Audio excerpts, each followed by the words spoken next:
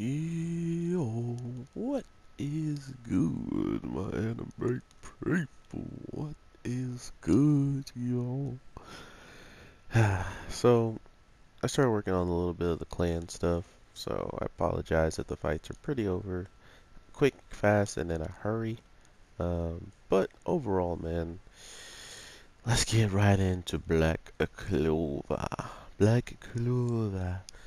Um, I was not expecting this to go this way, but to be fair, the Wizard King, the previous wizard, the guy who was the Wizard King, was pretty broken. So to think that he would have been around and capable of doing whatever he was capable of at any time kind of made sense to me to see him off. I definitely didn't want him to go, so that was sad. But for some reason, there's a little bit of a weird coincidence that kind of happened to him. Oh, this move's way stronger than it was. Um, and that's he pretty much like goes in, shows that he's, about to die and everything, but at the same time, he makes it so, um, wow, that actually landed. He makes it so he saves everybody and goes out like a hero, but the only problem with it is how much he's actually like done within the show. He hasn't really got to do much, which kind of sucks, but at the same time, I mean, it makes sense only in the, oh my god, I can't believe I did that. It makes sense in the grand scheme of like how ridiculously powerful he was anyway. Holy crap, he's dodging everything. This is sick.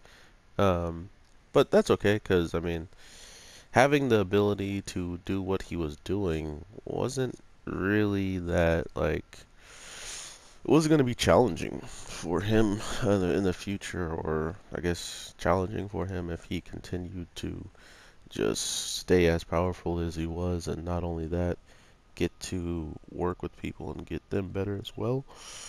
So, no, excuse me, the Wizard King is gone. It definitely sucks, man. Definitely sucks, but at the same time, the weirdest thing is happening right now, which it makes a lot of sense because not only was Yuno,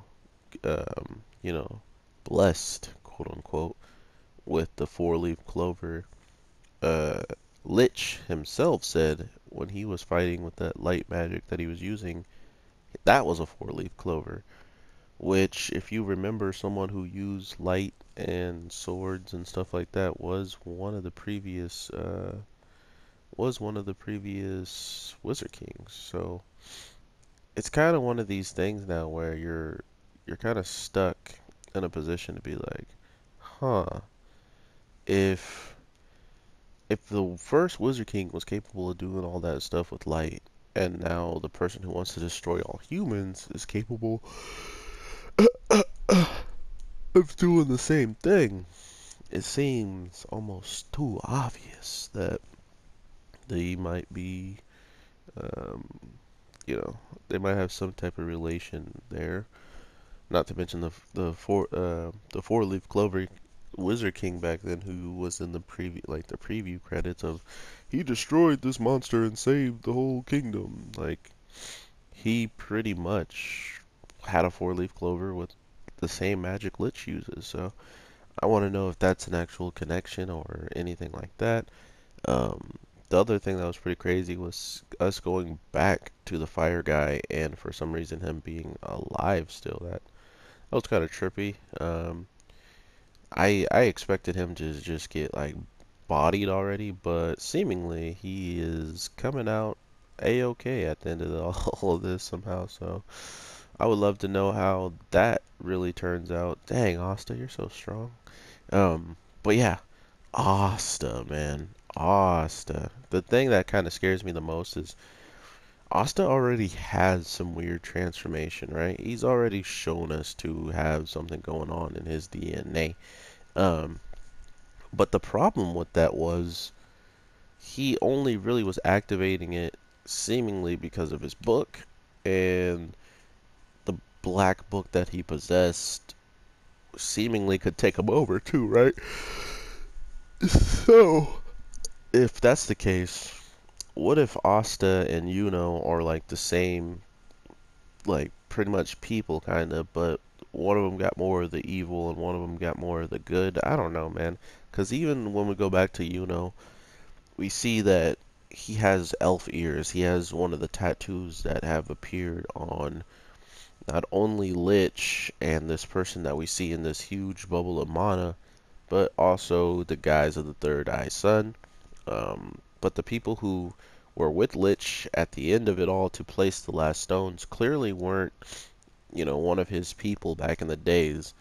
And it looks like they're just going to get burnt, or they're just going to be like sacrificial limbs to like give energy away to. So that was kind of sketchy to see that. And that be their like overall ideal thing for, you know, um, that was their overall ideal for destroying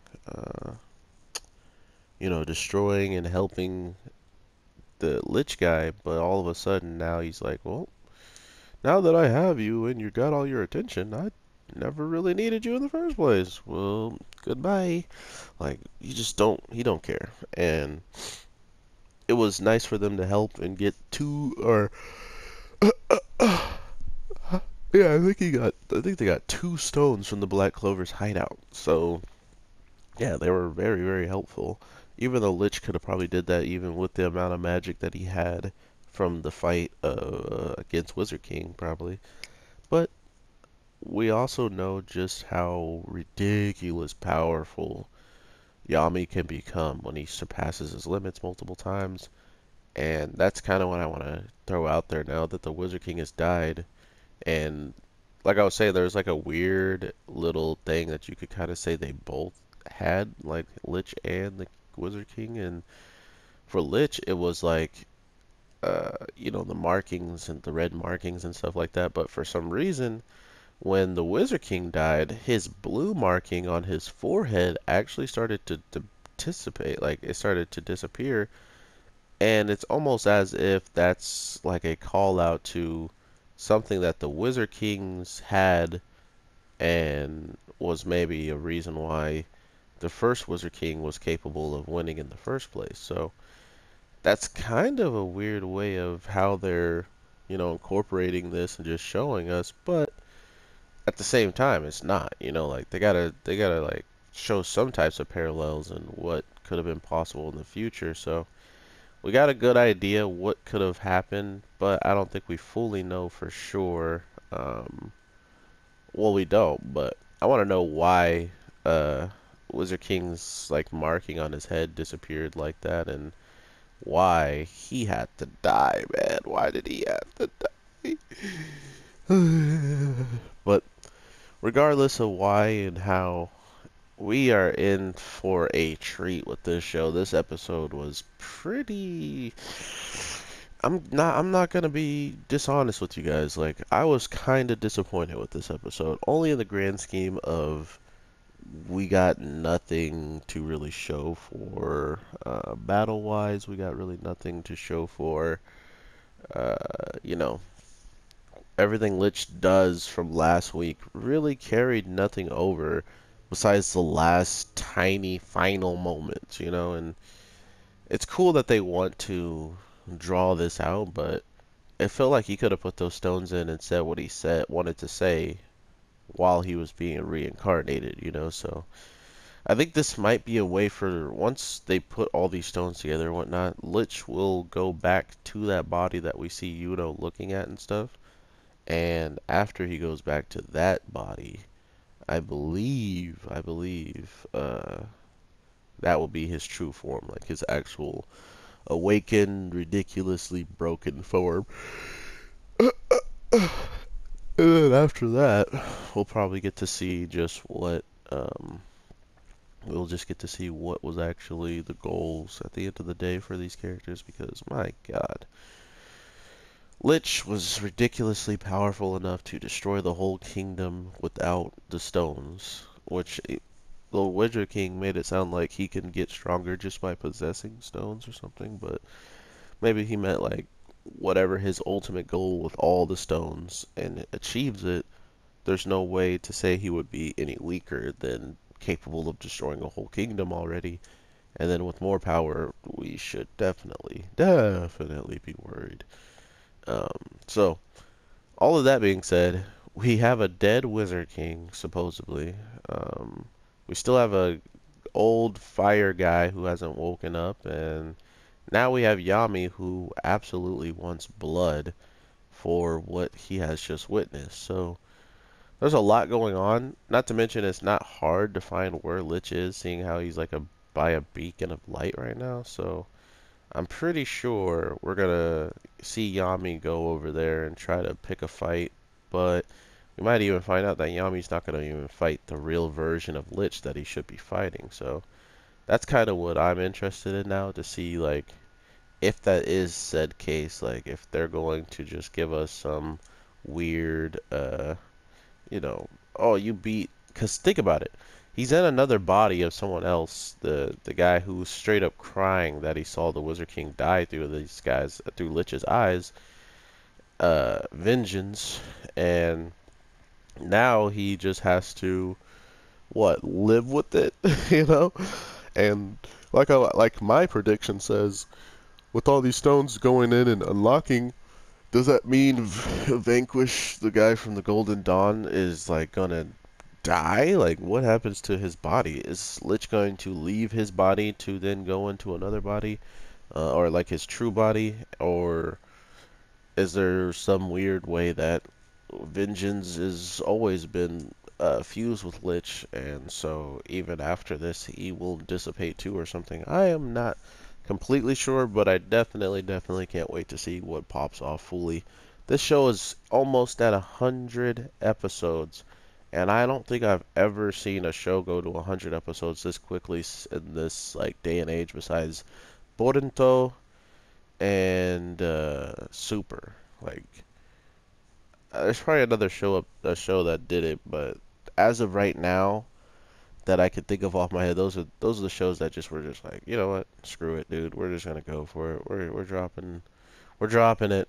You know, like we're just gonna keep going and keep going and keep going and keep going and keep going and keep going, and then we'll see where we end up. But with all that being said, my anime people, for some reason, one of my other shows aren't up, so I will be dropping Dragon Ball Super Heroes just as a as a spot holder. So yeah, I hope you guys do enjoy that as well. I'm gonna get on my Super Dragon Ball Hero team. Oh man, why is it Frieza in the episodes? Shoot. But yeah, I will talk to you guys in the next one. So have a good day and peace.